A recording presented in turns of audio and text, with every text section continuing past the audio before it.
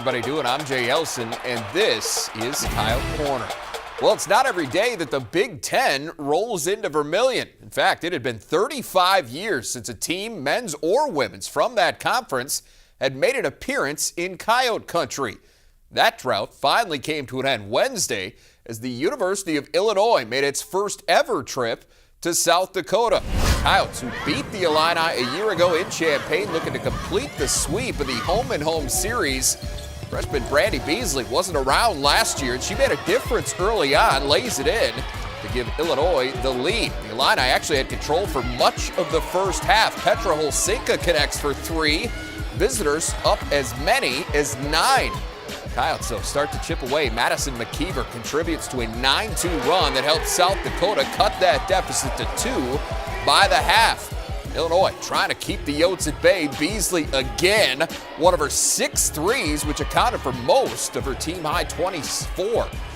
The rain got a little heavier on the other end after that. Abigail Fogg hits a triple, and it's J.C. Bradley plus the foul, a 4-point play.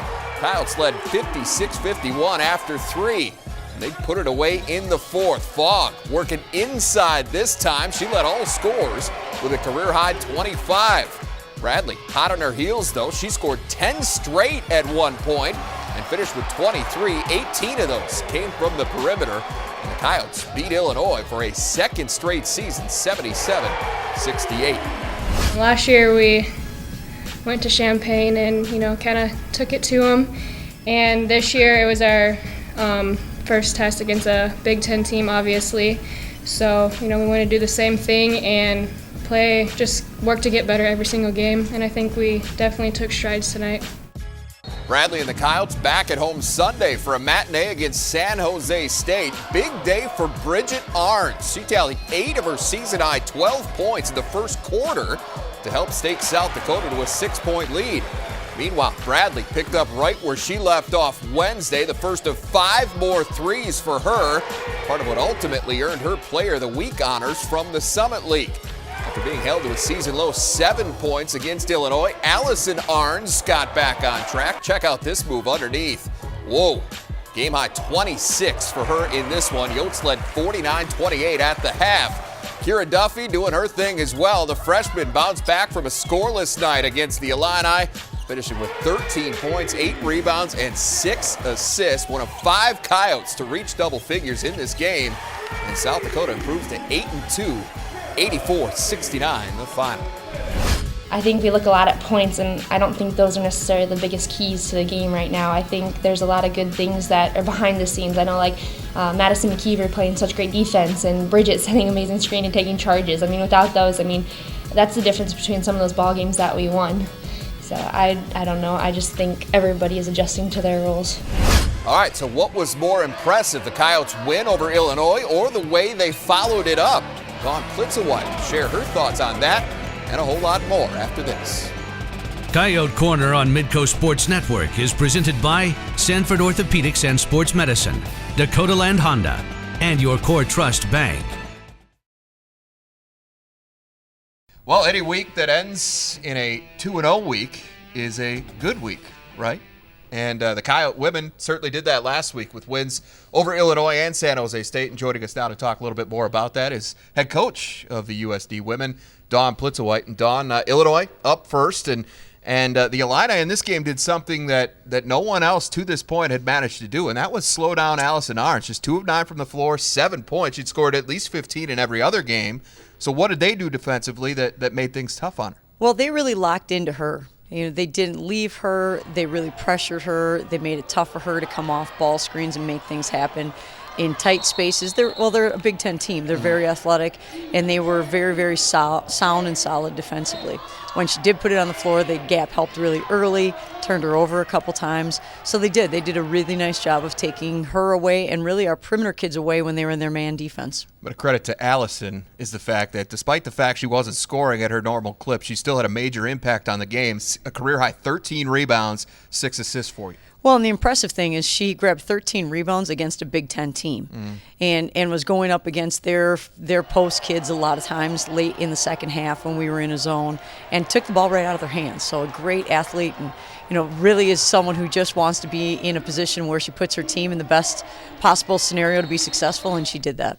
Kira Duffy, off night for her, low volume in terms of shots as well, just two attempts, missed them both, went scoreless for the first time in her career. Well, and I think what our players did a really nice job of in that game is recognizing that teams are going to try to take different players away. So in that game, in their man defense, they did a really good job on our 3 perimeter kids, really locking into them. It opened it up for our post kids. When they went into a zone, they could only find 2 of the 3 shooters on the perimeter at a time. Sure. JC was the one that they didn't find. And I thought Allison and Kira did a really good job of swinging the basketball, moving it, finding JC in those scenarios. So you're right. I thought that Illinois tried to take away 2 of our leading scorers. Mm-hmm. They may have been successful in that attempt, but the rest of our kids stepped up, and those 2 kids did what they could do to help us be successful. Now let's talk about Abigail Falk. Just last week, you and I had a conversation. You said, "Hey, we need more out of our post players," and she comes up, delivers 25 points, a career high for her. She was really, really good. So should we have some more premonitions on the show? Maybe we should talk more. That worked out pretty well. Yeah, she played really, really well, and again did a great job recognizing when she had great score opportunities, continued to adjust how she was getting those. Our whole team did, and recognized that and did a good job feeding her when she was open and kind of on the move. And that's where Abby's really good. She's really good when she can catch it on the move and make things happen. And Illini might be seeing J.C. Bradley in their sleep. 2 games against her in her career now, 40 points, 11 threes, 6 of them on Wednesday. Well, she had 2 really, really big shots during a stretch where we needed score opportunities. They had gone to a zone.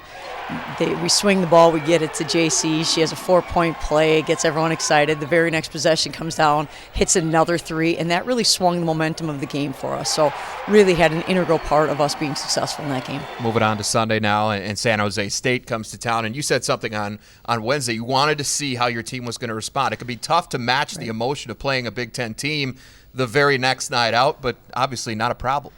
Well, I thought our players did a really good job during their finals week, after playing Illinois, coming back and practicing really hard and having great intensity. So you're right, they did a good job. They came back out, they attacked.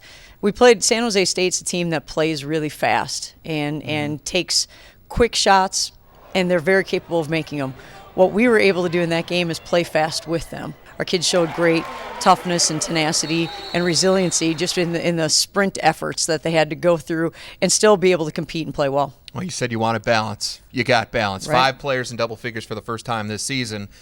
Bridget Arns was one of them. She had a season-high 12 points in this game. Now, her sister has been getting a lot more attention than her because of what she's done offensively for you, but you're not going to find a whole lot of players that are going to work harder for you than Bridget Arns. So how for you as a coach is it to see a player like that be rewarded statistically every once in a while? It's so much fun. Bridget's our high-energy player. She's our motor. She's the kid that leads us in charges taken. And when we've got a defensive assignment, guard the other team's best kid, whether that's a post player or yesterday one of their perimeter kids started to go off a little bit. We switched Bridget onto that player. She's our communicator on the floor. She's such a tough, gritty kid. It's so much fun to coach her. And to see her score was really fun last night. 3 games left in the non-conference season now, and then you get into the real deal in the Summit League season. So how important are these next couple of weeks for you? They're very important for us to continue to improve. We have 3 games left, as you mentioned, non-conference. It's important that we continue to get better on both ends of the court. How do we do that?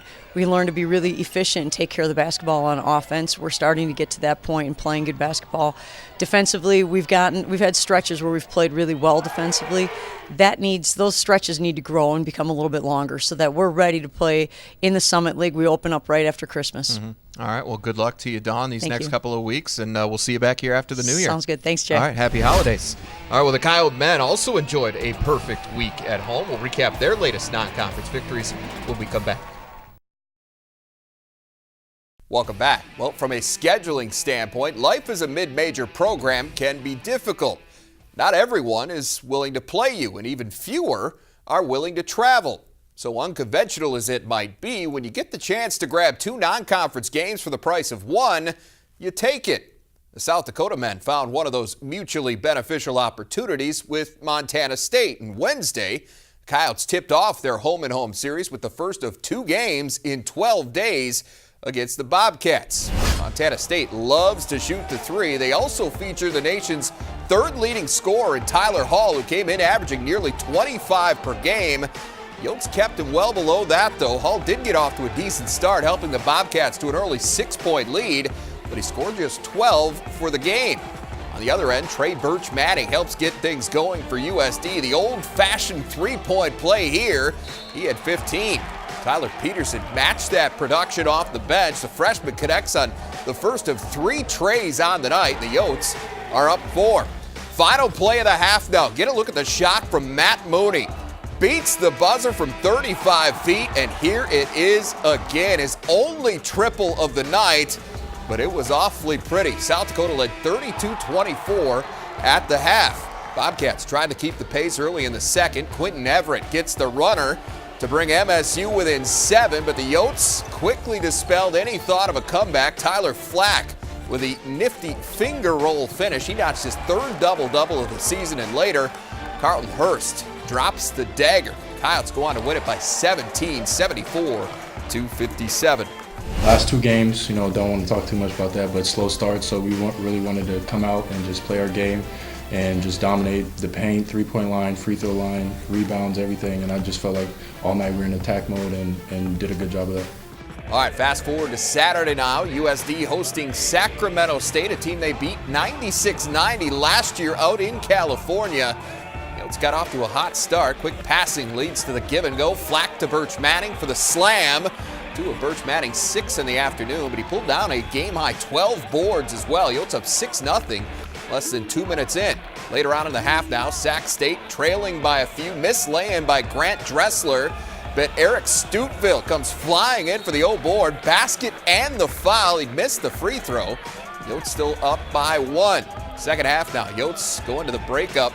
35-32, but busted wide open with a 35-4 run over a 13-minute span. And a huge reason for that, this guy right here, Trey Dickerson. 3 of his 13 points, all of which came in the second half. He also added 4 assists in 21 minutes.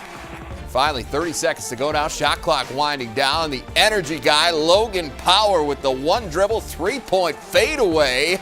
That kind of caps the day for the Coyotes. They go on to win this one by a bunch, 72-56. I think every night, going forward, we look at, we watch film, we obviously can see during the game what we got to improve, and we find where each other can score on the floor, how we can defend, and how we help each other defend. And I just think that each game, we get better. Well, slow starts have been a common thread for the Coyotes through 12 games, and Craig Smith says that's got to get fixed. Find out what he thinks it'll take next. South Dakota has had a lot of success against the Big Sky here in the early part of the season. Now 3-0 after wins this week at home against Montana State and Sacramento State. Here to break all that down for us is head coach of the Coyotes, Craig Smith. And Craig, Montana State came into this game as one of the more prolific three-point shooting teams in the entire country. So what was the game plan against them defensively?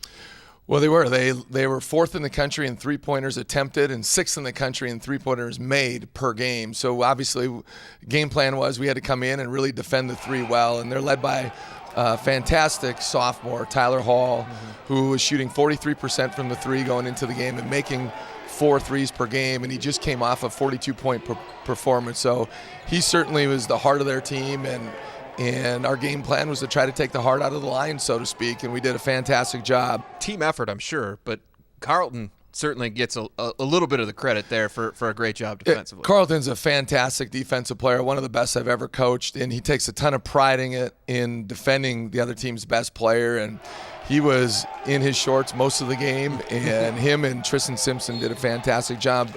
But at the end of the day, it was a total team effort, really guarding the ball, staying in gap help, and defending screen and roll. Slow start for you in this game offensively, but you got a nice little spark off the bench from Tyler Peterson. How important was this game? Because he went on to have 15 points, a career high for him to this point. How important was that for him? For him, it was very, very important because he has a reputation of being a great shooter, and certainly that was a big thing when we recruited him, and he'd been really struggling. I think he was shooting 9% from the 3, which is just a total anomaly. But part of that's being young and being a freshman, and you go through those stages sometimes. So it was huge for us. It was huge for our team.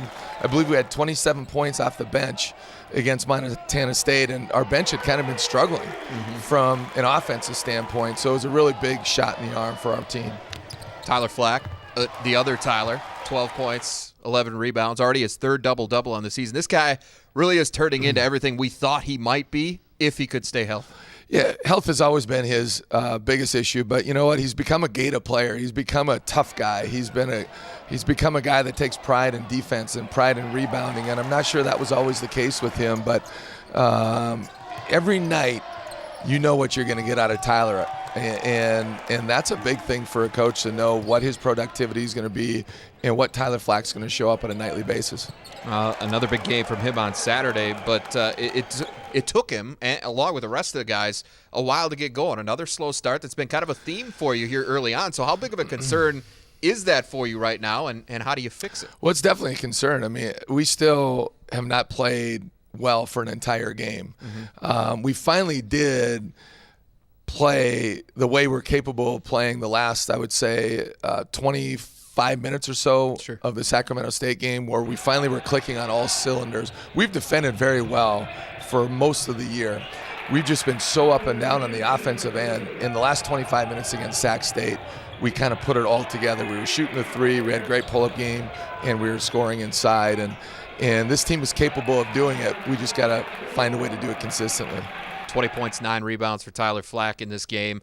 But Trey Dickerson was outstanding as well. My question is, how good can this team be when Trey is at his best? Well, we need Trey. Trey definitely hasn't played his best basketball. He's a prolific scorer. He's a guy who likes the ball in his hand. And we kind of got, Trey and I had a good meeting this week. We kind of got after him a little bit, and he rose to the challenge and really sparked us to start that second half. All right, with this game now, Summit League season right around the corner, just 3 non-conference games left for you. All of them are going to be on the road. So over these next couple of weeks, what are you hoping to see out of your team? Well, we're going to embark on about a 7 or 8 day road trip, and we play a very good Portland team who's led by 2 guards that are just bulldog guards. They get after it. They can score in a lot of different ways. They've had a very tough schedule. Then we go back and do a rare double dip, so to speak. We go play at Montana State, and we know that's going to be a whole different ball game up there. And then we take on Gonzaga, who is just okay. Beat Arizona on a neutral court site, was up against Washington 35-10 and won by 30 points. And they're ranked number 8 in the country, I believe. So that'll be a tremendous challenge. But we got to sustain some things. We got to get better this week in practice. I thought a big thing last week for us playing much better is we had 4 good days of practice. And we got to continue to tighten things up and really challenge ourselves before Christmas to get ready for Summit League play. All right, Craig. Well, safe travels. Happy holidays. We'll see you back here in a few weeks. Sounds great, Jay. Appreciate it. All right, thank you, Craig. Well, most players have a goal of earning a scholarship at some point, and the Coyotes' Logan Power finally got to realize that dream last summer. We're going to have his story when we come back. Coyote Corner on Midco Sports Network is presented by Sanford Orthopedics and Sports Medicine, Dakota Land Honda, and your Core Trust Bank. And welcome back. Well, he's a player that every coach dreams of having on their team, but it's got nothing to do with the box score. Sophomore guard Logan Power is an ideal teammate in just about every way and has literally earned his keep. Kelly Stewart has more on Power's journey as a Coyote. Many of us have seen videos on TV or social media showing coaches awarding walk-ons with scholarships. They're the kind of videos that tug at the heartstrings a bit. Who doesn't love to see an athlete earn something they've worked so hard for? This past summer on the men's basketball team trip to Spain, those emotions hit a little closer to home. 3 things. Our guys, and seeing them hang out and seeing the growth and development with those guys, and I know it's been overstated maybe a little bit, but and then 2, just the relationships, being able to be with my wife and the people that were closest that way. And then probably the biggest highlight for me will be the fact that Logan Power has just earned a scholarship today. And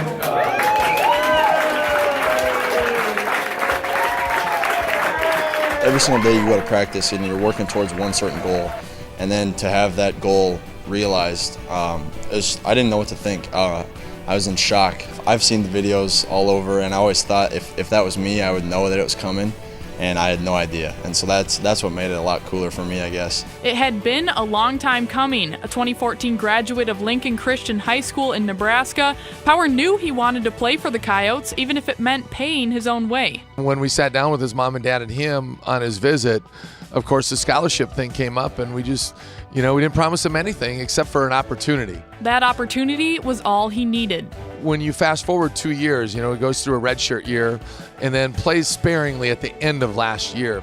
It's so enjoyable, so rewarding as a coach to see a guy put in all those hours, not only with the team, but on his own. Many times I've walked in the gym and he's in there working out by himself. And for him to finally earn that scholarship, it was never handed to him, it was never promised, it was never, by your senior year. It was always like a chip in a chair. And he truly believed in himself enough that he was going to go out and earn it. And though Power hasn't seen a ton of playing time this year, his work ethic hasn't changed one bit since earning the scholarship. Yeah, Logan's a stud, and he just gets it. He's the kind of person that you want your son to grow up to be like. I mean, I've coached for 21 years, and when you coach that long, you see it all.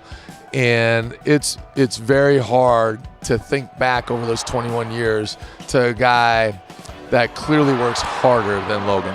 And if you'd like to see the full video of Craig Smith awarding Power with that scholarship during the Spain trip, it can be found on the South Dakota Coyotes YouTube channel. Jay? Always great to see good things happen to good people. Thank you, Kelly. Well, that's going to do it for us here in 2016. For Kelly Stewart, I'm Jay Elson. Remember, Coyote Corner returns January 4th, 2017. We'll see you then.